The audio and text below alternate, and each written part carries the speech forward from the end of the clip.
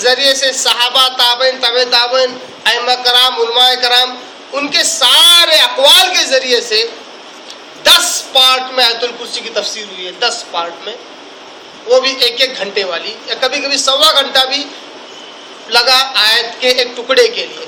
تو اس طرح آیت الکرسی پر بھی ماشاءاللہ کافی تفصیل آپ کو دستیاب ہو جائیں گی یوٹیوب پر اور اس ویب سائٹ پر۔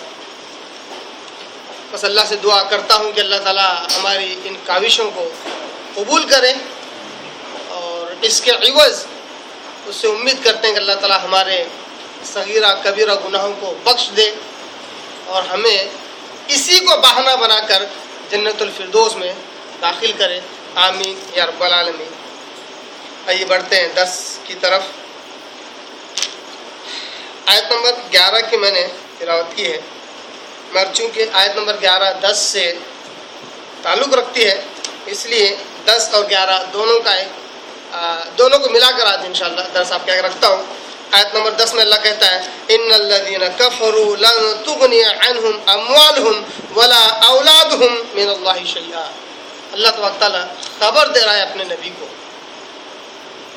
کہ اے محمد صلی اللہ علیہ وسلم، ان الذین کفروا، وہ لوگ جنہوں نے کفر کیا ہے، یعنی جو کافر ہیں، لن تغنی عنہم اموالہم ولا اولادہم، بچا نہیں سکتے ان کے مال اور ان کی اولاد، من اللہ شیئا، اللہ سے ذرا برابر بھی، کسی بھی اعتبار سے کافروں کو ان کے مال اور ان کی اولاد اللہ سے، یعنی کہ اللہ کے عذاب سے اور اللہ کی پکڑ سے انہیں بچا نہیں سکتے۔ وَأُولَئِكَ هُمْ وَقُودُ النَّارِ، اور یہ کافر ہی آگ کا ایندھن بننے والے ہیں۔ جہنم کی جو آگ ہے اس کا ایندھن یہی کافر لوگ ہوں گے، گویا کہ جہنم دہکائی جائے گی انہی کافروں کے ذریعے سے۔ وجہ کیا ہے؟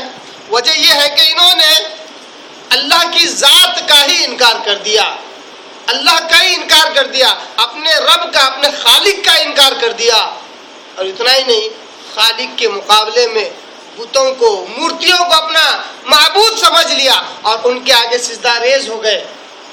ایک تو اللہ کا انکار اور اوپر سے اللہ کے ساتھ شرک اور کفر انہوں نے کیا۔ اللہ کہتا ہے انہی کافروں سے میں جہنم کی آگ دہکاؤں گا اور یہ جہنم کا ایندھن ہوں گے۔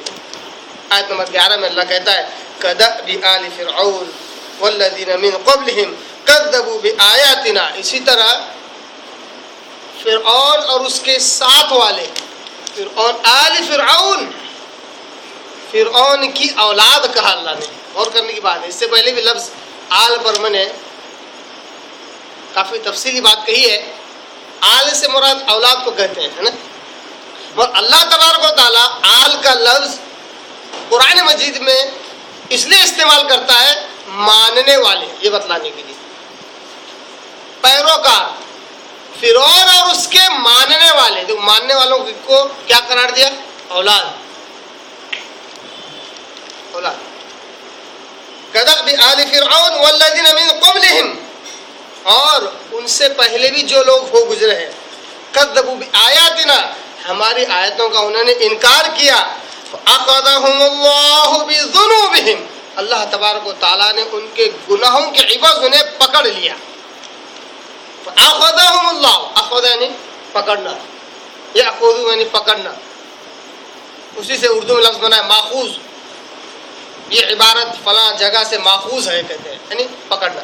فأخذهم اللہ، اللہ تبارک تعالیٰ نے ان کافروں کو پکڑ لیا۔ فرعون، اس کے ماننے والے، اس کی آل اولاد سے برا اس کے ماننے والے، اس کے پیروکار، اس کے قدم بقدم چلنے والے لوگ، انہوں نے رب کا انکار کیا۔ اتنا ہی نہیں، فرعون نے تو کیا کہا تھا؟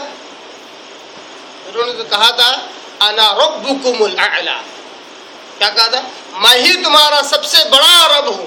رب ہونے کا اس نے دعویٰ کیا تھا، نہ صرف اپنے رب اور خالق حقیقی کا انکار کیا، بلکہ ساتھ ہی ساتھ اپنے خود کے رب ہونے کا اقرار کیا، دعویٰ کیا۔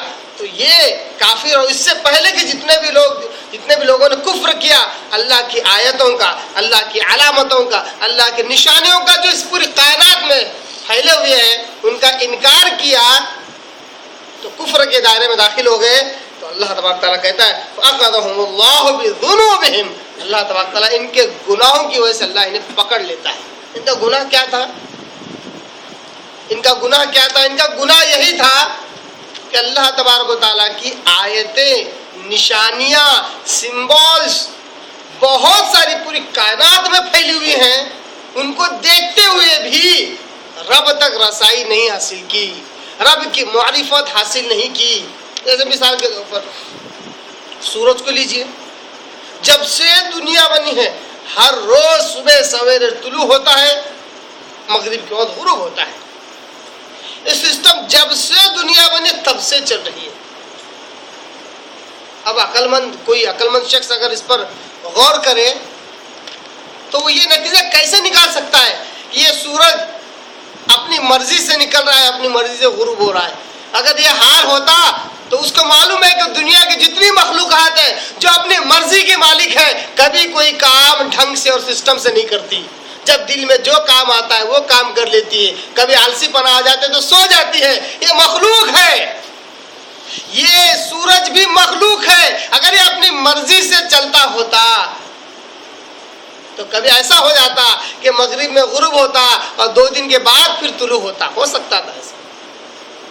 اس کا وقت پر نکلنا، وقت پر غروب ہونا اور ایک بار بھی مس نہ ہونا، ایک بار بھی اپنے کام سے بیزار نہ ہونا، یہ اس بات کی دلالت کرتا ہے کہ اس کو کوئی نکال رہا ہے اور اس کو کوئی غروب کر رہا ہے، وہ ہے اصل خالق.